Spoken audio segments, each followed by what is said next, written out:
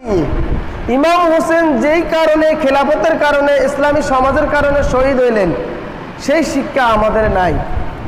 আজকে আমরা মহরম নিয়ে লাফালাফি করতেছি, তাজিয়া মিছিল। মহরমকে কেন্দ্র করে কিছু কিছু শিয়া, কিছু কিছু মুসলমান নামধারী তারা মহরমের দিন 10 মহরম তারা রাস্তায় বাইর হবে, ঘোড়ার উপরে উঠবে, একজন মাওলানা থাকবে, তাকে ফুলের মালা পরানো হবে, হায় হোসাইন হায় হোসেন করবে, নিজের গা থেকে রক্ত ঝরাইবে, কিন্তু ফজরের নামাজের খবর নাই। ইমাম হোসেন যেই জিহাদ করে, যেই তার সৈন্যবন্য যেভাবে হত্যা হলেন, যেটার জন্য হত্যা হলেন, সেটার ধারে কাছে তারা নাই। তাজিয়া মিছিলের নামে কতদিন সেই দিন দেখবেন হায় হোসেন করবে। আর আমাদের কিছু মানুষও আছে, আপনি নেতাকে ভালোবাসেন, ভালো কথা, আপনার নেতা এই দেশকে স্বাধীন করেছেন, ভালো, আলহামদুলিল্লাহ, আমরা তাদের জন্য দোয়া করি ইনশাআল্লাহ।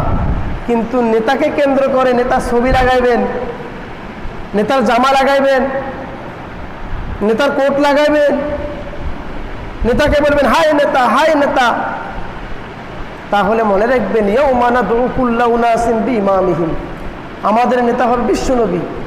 আপনি যদি ওই নেতাকে বেশি অনুসরণ করেন, ওই নেতা যদি খারাপ হয়, বেনামাজি হয়, হাসরের ময়দানে ওই নেতার সাথে উঠতে হবে আপনার।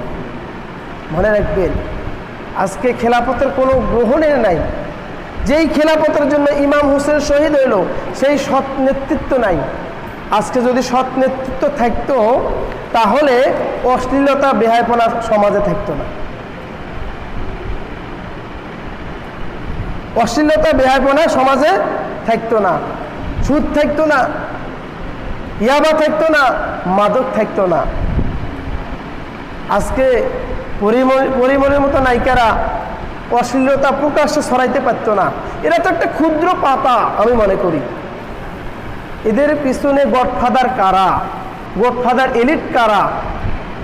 এরা তো রাতের নারী, রাতের রাজা কারা? এদের পেছনে ঊর্ধ্বতন কর্মকর্তা আছে, প্রবীণ রাজনীতিবিদ জড়িত আছে। আজকে পরিমণি শেষ হয়ে যাবে 10 বছর পরে, ফাঁসি হবে, শেষ 10 বছর পরে যৌবন শেষ হয়ে যাবে, আর এক পরিমণি জন্মাবে। আর এক পরিমণিকে এই রাজনীতিবিদরা, সমাজবিদরা, উচ্চ পদস্থীর কর্মকর্তারা ভোগ করবে।